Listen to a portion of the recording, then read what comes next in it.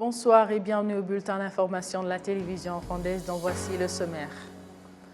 Le Rwanda salue la visite du secrétaire d'État américain Anthony Blinken prévue au Rwanda la semaine prochaine. La Chambre des députés parlement rwandais a examiné l'opportunité de projet de loi organique régissant les élections des parlementaires du Rwanda à l'Assemblée législative. Au sommaire, également, nous parlerons de l'atmosphère des Rwandais à la veille de la fête des prémices qui se célèbre chaque année le 5 août au Rwanda. À l'international, il y aura la tournée africaine de l'ambassadrice des USA à l'ONU qui est prévue cette semaine.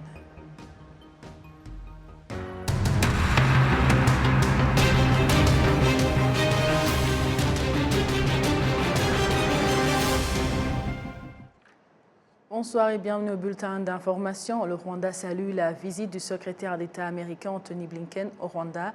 Le communiqué rendu public ce jeudi par le ministère des Affaires étrangères et de la coopération indique que le Rwanda est heureux d'accueillir le secrétaire d'État américain dans sa visite prévue dans le pays la semaine prochaine.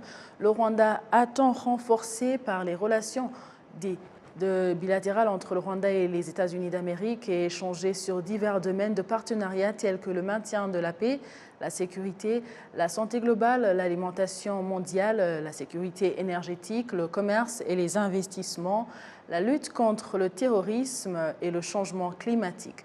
Le Rwanda attend également des échanges francs sur la gouvernance et les droits de la personne comme il a toujours été le cas dans les relations bilatérales entre le Rwanda et les États-Unis d'Amérique.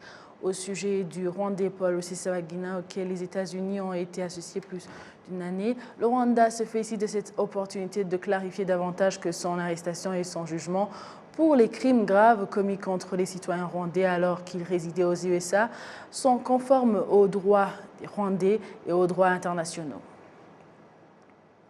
Le Forum des sages au Rwanda estime que la démocratie consensuelle prônée par les autorités du pays est un choix judicieux susceptible de développer davantage la nation.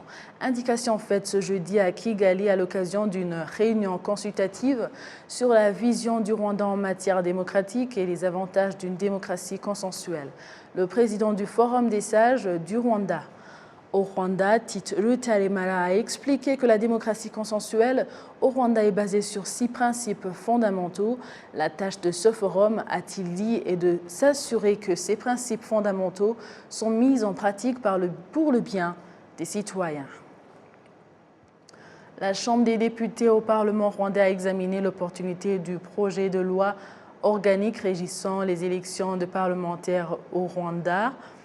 Le ministre de l'administration locale, Gatabazi Jean-Marie Vianney, qui représente le gouvernement du Rwanda dans ce projet de loi, indique que la loi de 2012 était régie par la législation ordinaire alors que la constitution de la République du Rwanda, telle que modifiée, stipule que les élections des parlementaires de l'Assemblée législative est-africaine doivent être régies par une loi organique.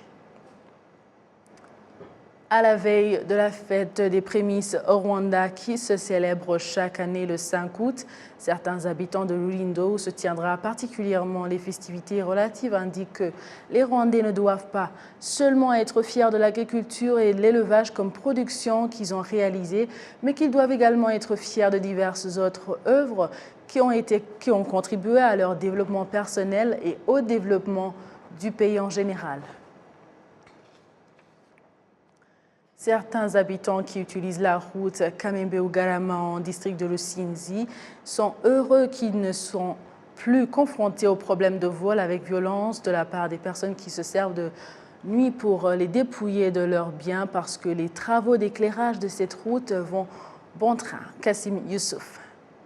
Les habitants, surtout ceux de la plaine de Ugarama, indiquent que l'éclairage de la route qu'ils utilisent nuit et jour est la solution au problème de vol qui, selon eux, a pris de l'ampleur dans cette plaine.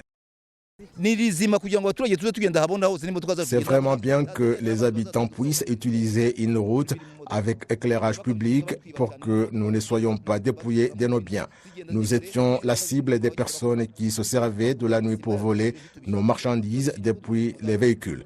Nous n'avons plus besoin qu'on décharge nos sacs de ciment. Nous sommes reconnaissants qu'on nous donne de l'éclairage public. Actuellement, la préparation des places où les poteaux électriques seront installés se poursuit, activité qui a pourvu de l'emploi à certains habitants. J'avais un salaire journalier de 1500 francs. Nous faisons ceci comme travail. Il y a une société qui nous a embauchés. La rétribution journalière est de 2000 francs rwandais. Les habitants demandent par ailleurs que certains tronçons de cette route endommagée soient réparés parce qu'ils ne conviennent pas aux véhicules qui empruntent cette route et provoquent parfois des accidents. C'est bon qu'on installe de l'éclairage public, mais l'on ne doit pas oublier que les pneus des véhicules subissent des crevaisons suite à l'état délabré de la route. Nous avons besoin que la route soit réhabilitée et qu'elle soit éclairée. Le maire du district de Rusizi, le docteur Kibiriga Anisette, explique pourquoi ils ont pensé à éclairer la route Kamembe-Bugarama. Il s'agit d'un programme qui se fait en même temps avec l'amélioration et l'embellissement de notre ville. La réhabilitation des bâtiments n'est pas suffisante sans éclairage public. Si on passe par Kadasomga, Gashonga, Nzahaha, jusqu'à Bugarama, tout ce trajet doit être éclairé pour que le citoyen soit dans un milieu charmant avec de l'éclairage 24 sur 24 heures. La fixation des poteaux va bon train et avec cela, tout est en réalité fait. Il s'agit d'un projet qui est très accéléré. La route Kamembe-Bugarama est longue de 48,5 km. Elle est très utilisée par beaucoup de véhicules, dont des camions poids lourds qui transportent notamment des sacs de ciment depuis la plaine de Bugarama. C'est également une route qui touche à deux postes frontaliers, celui de Ruha entre le Rwanda et le Burundi et de Kamanyola entre le Rwanda et la République démocratique du Congo. Kigali s'apprête à vivre le festival Kigali Up ce samedi 6 août. Les organisateurs estiment que la tenue de ce festival est d'une grande utilité, en particulier pour les jeunes talents artistiques au Rwanda. Depuis 3 ans, le festival Kigali Up était absent suite à la pandémie de Covid-19. Pour Jacques Moligande, l'un des organisateurs de ce festival, cette édition aura une grande particularité et va contribuer largement à la valorisation des talents locaux. Cette édition, elle est spéciale parce que on va utiliser à 99,9% que des gradués de l'école de musique et d'art d'ici, du Rwanda. Pourquoi? Comme Eric a bien expliqué un peu plus tôt, c'est des œuvres que ces jeunes ont composées pendant des années, et ces œuvres n'ont pas de plateforme. Eux-mêmes me disent, en sortant du programme, on voudrait bien faire ce que nous, on fait à l'école, par exemple, pour terminer, pour écrire leur examen national. Ils présentent des œuvres. Ils nous présentent leurs chansons originales. Et nous, on trouve ces œuvres-là vraiment extraordinaires. On se demande pourquoi on ne voit pas ces œuvres quand ils terminent leur programme. Voilà la différence. Cette année, on va pouvoir exposer ces chansons-là, ce travail immense que ces élèves ont fait pendant des années. Voilà. La deuxième question, est s'il y avait un grand monde ici? Oui, on a la place. On a la place. Nous savons comment partager. Eric Kilenga, l'un des artistes qui ont organisé ce festival, explique que ce spectacle s'appuie sur le choix du Rwanda de promouvoir la production à la rwandaise.